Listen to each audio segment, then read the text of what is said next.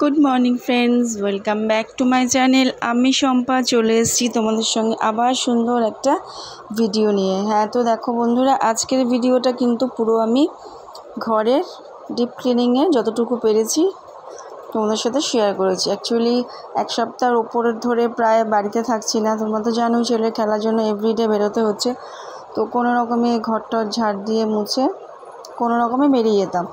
তো আজকে ভাবলাম যে আবার 2-3 দিন গ্যাপ আছে ওর খেলার, তো সেই জন্য ভাবলাম যে আজকে একটু ঘরে ডিপ ক্লিনিং করি আর একটুখানি ফার্নিচারগুলো ইধার উধার করবো, যেহেতু একঘেয়ে দেখতে দেখতে ভালো লাগে না। তাই জন্য যতটুকু পারার মানে যতটুকু সম্ভব ততটুকু একটুখানি এদিক ওদিক চেঞ্জ করব। আর আজকে পুরোটাই আমি একা করেছি, কারণ যে জিনিসগুলো সরিয়েছি সেই জিনিসগুলো আমার আয়ত্তের বাইরে, মানে আয়ত্তের মধ্যে তো সেই জন্য একা একাই টেনে টুনে একটুখানি ঘরটাকে এদিক ওদিক করে নিয়েছি। আর দেখো কত ধুলো বেরিয়েছে। অ্যাকচুয়ালি ফার্নিচার এদিক ওদিক করা মানে কিন্তু অনেক ধুলো ময়লা বেরোয় প্রত্যেক দিন। যেগুলো জমে থাকে যতটুকু আমরা পারি করি, এতটুকু পারি না। যেগুলো সরাসরি করলে কিন্তু সব ধুলো ময়লা বেরিয়ে যায়। তো দেখো এই জায়গাটা একদম ঝেড়ে পুছে পরিষ্কার করে নিয়েছি। তো ভাবলাম ড্রেসিং টেবিলটাকে একটুখানি চেঞ্জ করবো। আর ড্রেসিং টেবিলের ওপরও প্রচুর ময়লা পড়েছিল, মানে ধুলো। সেই জন্য ভাবলাম যে আজকে ওটাকে একটুখানি ঝেড়ে পুছে পরিষ্কার করে নিই। আর ড্রেসিং টেবিলটাকে সুন্দরভাবে গোছাতে হবে।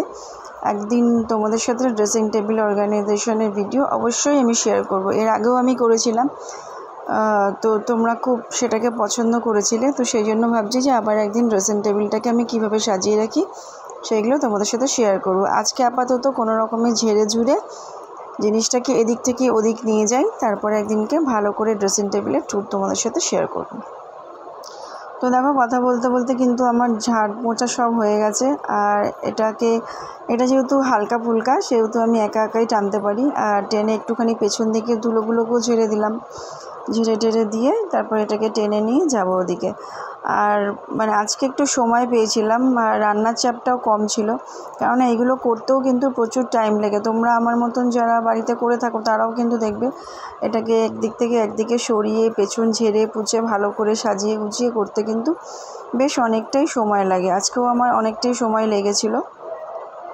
তো ভাবলাম যে আজকে রান্নার চাপটা কম আছে, তো সেই জন্য আজকে এগুলোকে করে ফেলি। তো দেখো যে টিভির সামনে আমার যে ক্যাবিনেটটা ছিল সেটাকে আবার এদিকে নিয়ে আসলাম। যদিও এটা এখানে থাকবে না, এটাকে আবার সরে যাবে। দেখো তোমরা সবই দেখতে পাবে, কেননা সোফাটাকে এদিকটা এনে ঠিক দেখতে ভালো লাগছিল না, তো সেই জন্য আবার ওটাকে চেঞ্জ করে দিলাম।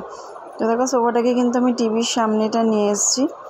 আর টিভির সামনে নিয়ে আসার পরে মানে টিভি আর খাটের মাঝখানটা একটু মানে সরু হয়ে যাচ্ছিলো, যার জন্য কেউ যদি সোফাতে এসে বসে তো তার পাশ থেকে আর যাওয়া যাবে না, যেহেতু জায়গাটা এতটাই আমার শর্ট।